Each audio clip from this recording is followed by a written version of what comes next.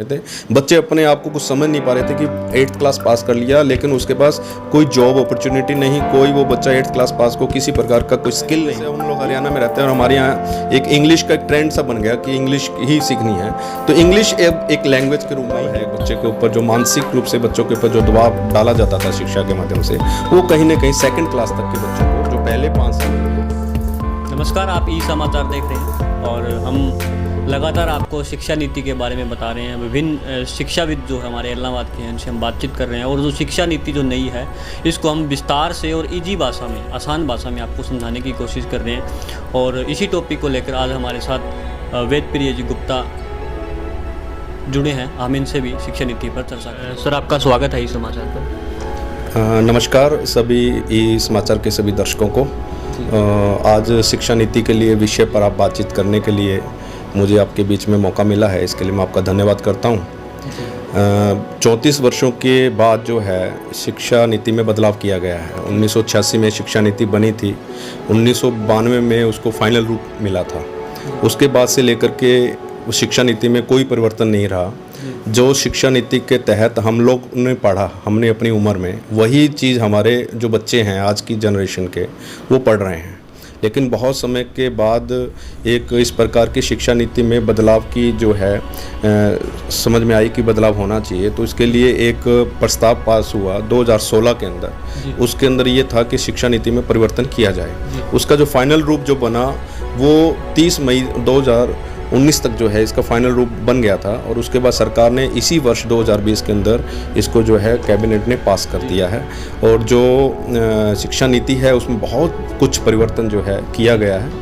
और इस परिवर्तन के माध्यम से जहां बच्चों को एक अच्छी शिक्षा मिलेगी, एक बच्चों को अपने पैरों पे खुद पे खड़ा होना जहां पे आएगा, बहुत सारी इसमें बदलाव किए गए हैं। सबसे बड़ा बदलाव तो यही है कि 10+2 का जो सिस्टम है उसको टोटली ख़त्म करके उसको अब जो है 5 साल का +3+3+4 कर दिया गया है। जो पहले 5 साल है वो प्राइमरी स्टेज जो थी, जो जिसे हम लोग फाउंडेशन कोर्स का कह सकते हैं कि फाउंडेशन स्टेज है, उस फाउंडेशन स्टेज के अंदर बच्चों को जो है शिक्षा जो है वो मिलेगी, वो बच्चों को खेल खेल के माध्यम से मिलेगी।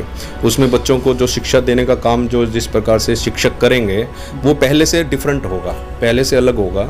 जो पहले जो शिक्षा पद्धति थी उसके तहत एक 1st और 2nd 2 ही क्लास जो है एक सिलेबस निर्धारित होता था और बच्चों के ऊपर बैग का एक बोझ रहता था, वो कहीं ना कहीं यहाँ रिड्यूस हुआ है, वहाँ कम हुआ है। ये बहुत बड़ा बदलाव है। एक बच्चे के ऊपर जो मानसिक रूप से बच्चों के ऊपर जो दबाव डाला जाता था शिक्षा के माध्यम से, वो कहीं ना कहीं 2nd क्लास तक के बच्चों को, जो पहले 5 साल जो हैं वो कम हो जाएगा।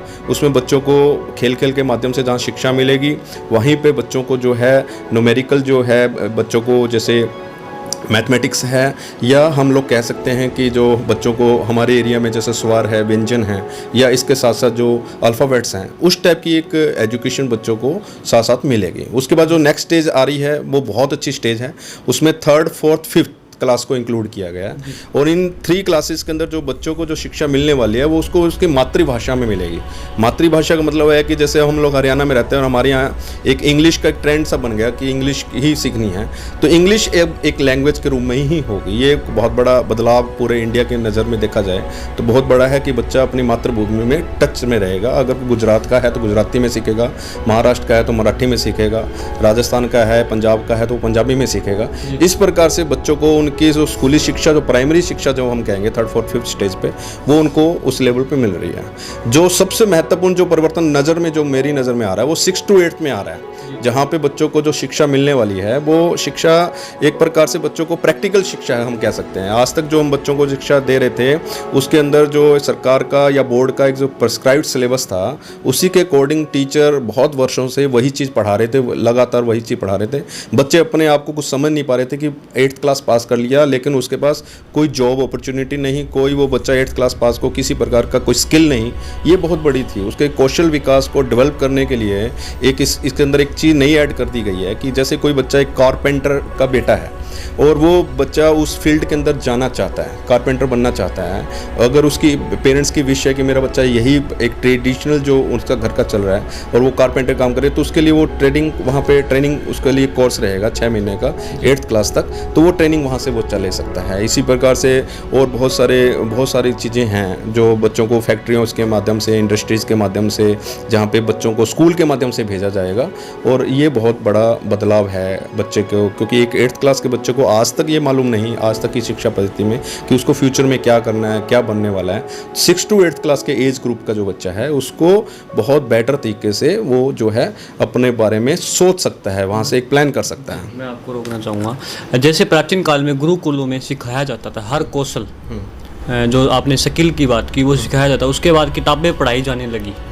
अब दोबारा से शिक्षा नीति के अंदर जो है वो ट्रेनिंग दी जाएगी, वोकेशनल ट्रेनिंग, यही आप कहना चाहते हैं? वोकेशनल ट्रेनिंग का ही मतलब हम कह सकते हैं कि एक प्रकार से बच्चों को ट्रेंड किया जाएगा वहाँ पे, जहाँ पे क्योंकि बहुत सारे फील्ड हैं, बहुत सारे सेक्टर हैं, बहुत सारे फील्ड हैं, जहाँ पे बच्चे के मान लो एक बच्चा ड्राइंग बहुत अच्छी कर रहा है तो वो एक पेंटर के पास जा सकता है, वहाँ से जा कर के 3 महीने का वहाँ कोर्स करेगा, तो वो उसके करिकुलम में ऐड होगा, उसके मार्क्स ऐड होंगे, वो एक सिस्टम बनेगा बोर्ड का, जो उसकी 8th क्लास की जो मार्कशीट होगी उसके अंदर उसके मार्क्स ऐड होंगे। तो ये एक बच्चे को ट्रेनिंग का एक पार्ट है, उससे उसकी जो लाइफ स्किल है वो बढ़ेगा, मतलब उसके अंदर काफ़ी उसकी जो रुचि है वो पनप के बाहर आएगी। और क्योंकि बहुत सारी जो बच्चे के अंदर चीज़ें होती हैं वो डेवलप नहीं हो पाती हैं, जब इन चीज़ों को ऑप्शन मिलेगा तो बच्चा चॉइस करेगा तो उस फील्ड में जाएगा। कोई मान लो म्यूजिक में बहुत अच्छा कर रहा है बच्चा, डांस बहुत अच्छा आ रहा है, म्यूजिक बहुत अच्छा आता है, एक अच्छा म्यूजिशियन बनना चाहता है, एक अच्छा तबला वादक बनना चाहता है, तो एक वहाँ पे एक ऑप्शन उसको मिल रहा है। एक स्पोर्ट्स के अंदर जाना चाहता है तो वहाँ एक ऑप्शन उसको मिल रहा है। इसके बाद नेक्स्ट स्टेज जो है 9 to 12 का स्टेज, इसमें बहुत अमूलचूल परिवर्तन किया गया है। इसके अंदर भी जैसे जो पद्धति आई है उसके अंदर सेमेस्टर सिस्टम लागू दोबारा से हो गया है, और ये जो पद्धति है वो नेक्स्ट सेशन 2021 से स्टार्ट हो जाएगी। इस सेशन के लिए तो नहीं है, लेकिन ये आगे धीरे धीरे करके इसको प्रोसेस में लाया जाएगा। स्ट्रीम जो ख़त्म कर दी गई ये भी है क्योंकि बच्चे के पास साइंस, मैथमेटिक्स और इस प्रकार के जो सब्जेक्ट थे, कॉमर्स या आर्ट्स, उसको अलग करके एक चॉइस दे दिया गया है कि आप अपनी चॉइस के फील्ड के सब्जेक्ट ले सकते हैं और उसके अकॉर्डिंग आप अपने आप को बना के चलेंगे। और 12th की जो डिग्री बच्चों को मिलेगी, पास सर्टिफिकेट जो बोर्ड एग्जाम लेगा उसको सेमेस्टर के अकॉर्डिंग लेगा, तो ये एक प्लस पॉइंट है। जी सर, लगातार हम शिक्षाविद से बात कर रहे हैं, हमें अब तक कोई शिक्षा नीति के अंदर कमी नज़र नहीं आई, सबने इसको अच्छा ही बताया है, लेकिन हम आपको इससे अलग कुछ जानना चाहेंगे वेदप्रिया जी से, इसका जो प्रभाव क्या पड़ेगा, आने वाला भारत जो है इस शिक्षा नीति से कैसे अपने आप को प्रदर्शित करेगा? जी, भविष्य का जो भारत अगर हम देखते हैं तो बहुत बढ़िया रहने वाला है। जिस प्रकार से जो एजुकेशन पॉलिसी बनी, जो मुख्य रूप से जो बातें अगर स्कूली शिक्षा की हम बात करें तो उसमें जो निकल के आ रही है वो कौशल डेवलपमेंट पे आ रही है। हर एक बच्चे को अपनी अपनी स्किल को पहचानने का जहाँ मौका मिलेगा वहीं पर उसको अपनी ज़िंदगी में, अपनी लाइफ में कुछ करने का मौका मिलेगा, उसके आधार पर वो अपना फ्यूचर बना सकता है। एक आत्मनिर्भर भारत बनाने की दिशा में हम आगे बढ़ सकते हैं। ये बहुत बड़ा एक चीज़ है कि एक बच्चे के माइंड में ये आता है कि मैं एक इंडस्ट्री खोलूँ, मैं एक काम करूं जिससे मैं खुद के साथ साथ और लोगों को रोजगार दे सकूं। तो इस प्रकार से उसकी जो स्किल है, जो उसके अंदर गुण है, वो गुण को अपना बाहर निकाल सकता है। तो ये बहुत बड़ी मतलब मैं समझ के चल रहा हूँ कि बहुत अच्छी बात है। एक अच्छा प्लेटफॉर्म जो है लोगों को जो है बच्चों को मिलने वाला है, तो ये बहुत उत्तम रहने वाला है शिक्षा की दृष्टि से अगर देखा जाए तो।